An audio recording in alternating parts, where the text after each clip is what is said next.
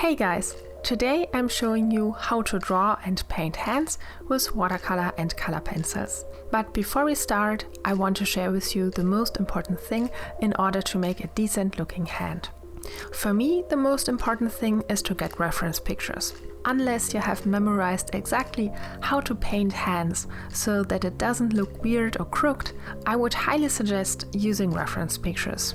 Even if the hand that you are about to draw or paint is just a tiny little thing in your composition, the moment it starts to look weird as a result of not having a good reference, it can destroy your whole picture. And if the viewer noticed, for example, an anatomical problem, your whole picture might even get an amateurish feel to it. Obviously, this is nothing we want, so having good reference pictures is crucial to make good artworks. Personally, I use reference pictures for almost all my paintings and drawings. For quick studies or drawings, I might not need a lot of reference, but there's always a little something that I don't know how to draw from memory, and hands are oftentimes these parts that are too complicated to get right without the help of a reference. Before I start talking about the painting and drawing process, I would like to mention that a 1 hour long real-time version of this video is available for my Patreon supporters at the $5 reward tier.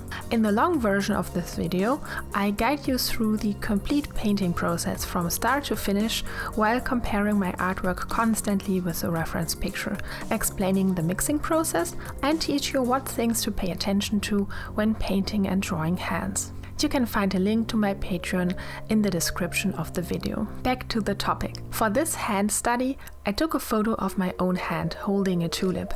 I happened to have fresh flowers, so I could use them for the photograph. Another thing that I would like to mention is the importance of the lighting of your reference. It might not be as important in a picture that only depicts a hand than, for example, a portrait, but even when painting hands, you want to have good shadows. This can help you build up form and shape, and it makes it easier to draw a realistic looking hand or a comic style hand.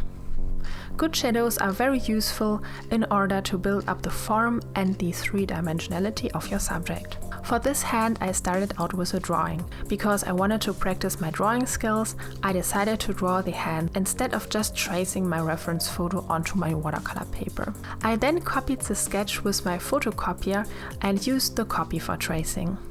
The moment I started painting, though, I noticed again how huge watercolor papers can differ. Usually, I work with Fabriano paper or with Britannia cold press paper from Hahnemühle, but for this one I used Hahnemühle Burgund paper, and I was not very happy with it. Every color that I would put down on the paper would be sucked in immediately and faded, so no matter how dark I would mix my watercolors, it would always fade, and the result was always a lighter, muted version of the color that I mixed. However, the process still is the same even though the paper behaves a bit different. I started out with applying a base skin tone, which in this case is a light blend of burnt sienna, yellow ochre and cadmium red light. In the beginning I work wet in wet and add dark paints on the side of the hand to roughly indicate the form of it. The wet in wet technique helped me to make even gradients with this kind of paper. By the way, wet in wet doesn't work with every kind of paper. With Fabriano paper, for example, I would have a hard time making an even gradient between two colors. But this isn't bad in general. You don't need smooth gradients in order to paint a realistic subject. Layering colors on top or next to each other has the same effect.